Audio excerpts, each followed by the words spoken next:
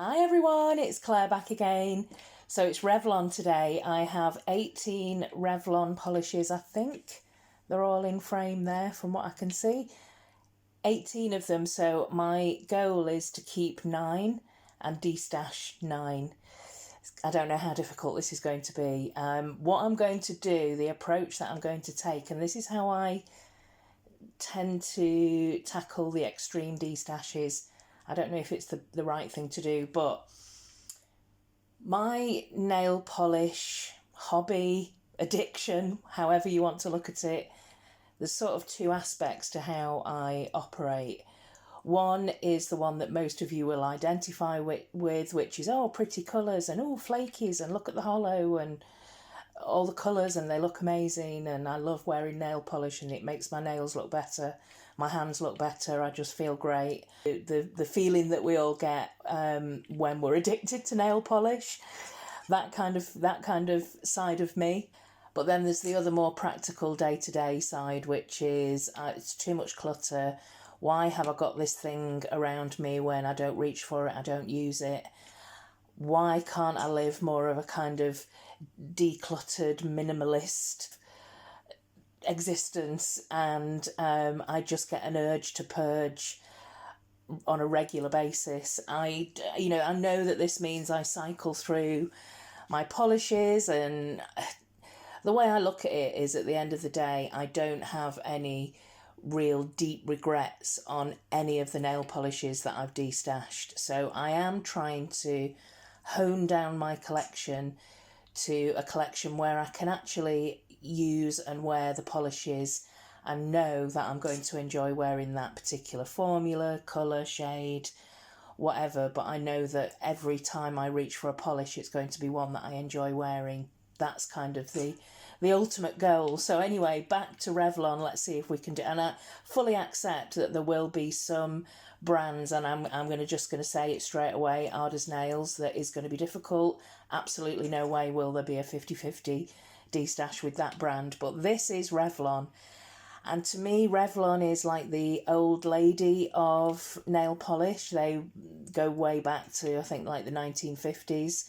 It's a brand that's been around a long time. My mother used to wear Revlon nail polish, I remember when I was little, and whenever I stumbled across a nail polish that was my mum's, it was 9 times out of 10 would be a Revlon brand.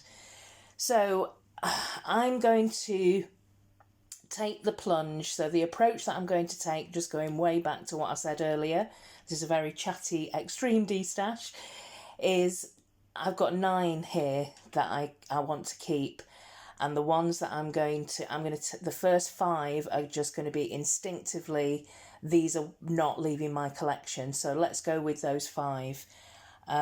Instinctively, I'm looking straight away at these 2 Revlon perfumeries.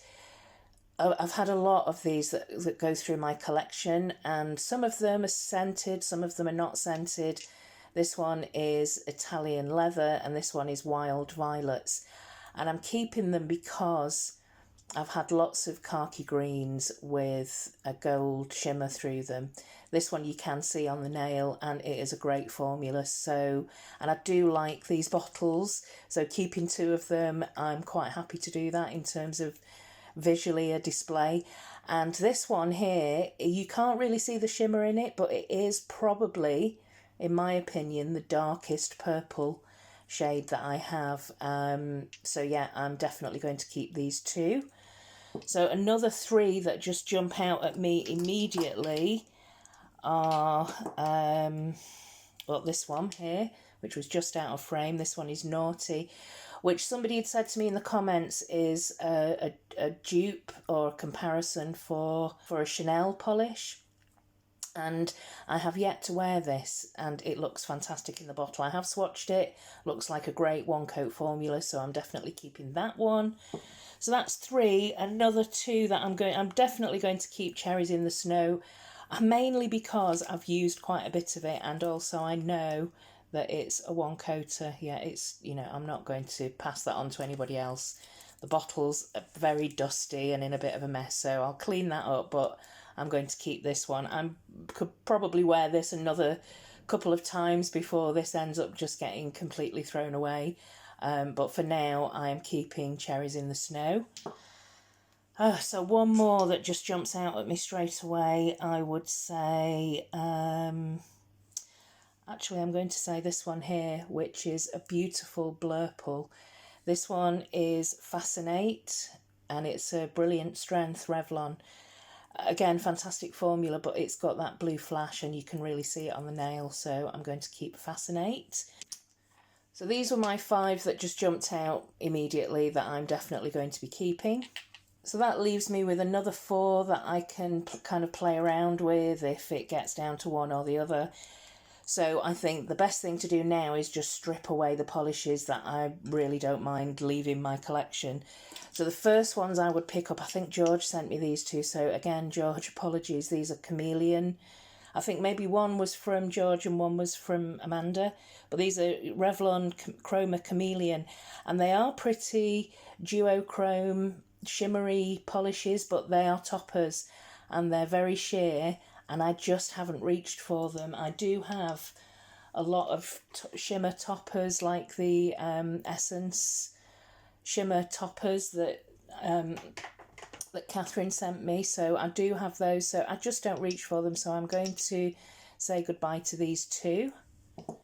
I would say that these 3 polishes here, I have these shades in different polishes.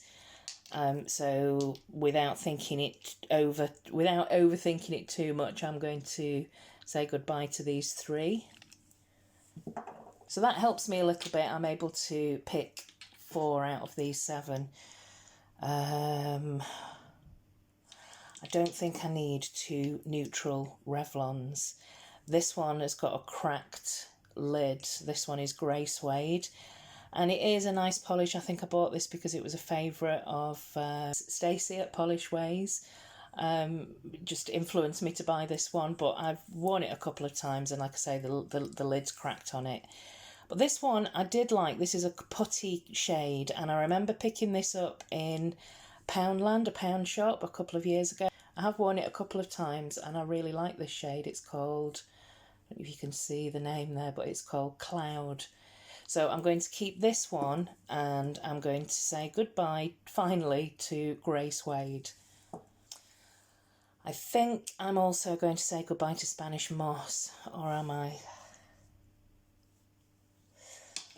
Oh, I'm finding these, picking 3 out of these is going to be really difficult.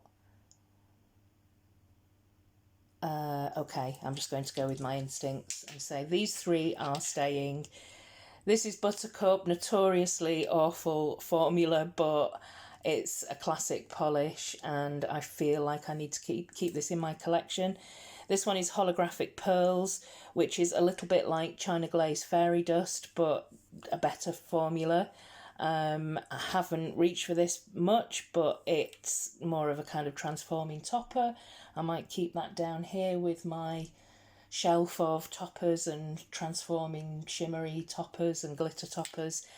And I'm going to keep Sassy. This was sent to me by Debbie, Sister Chic.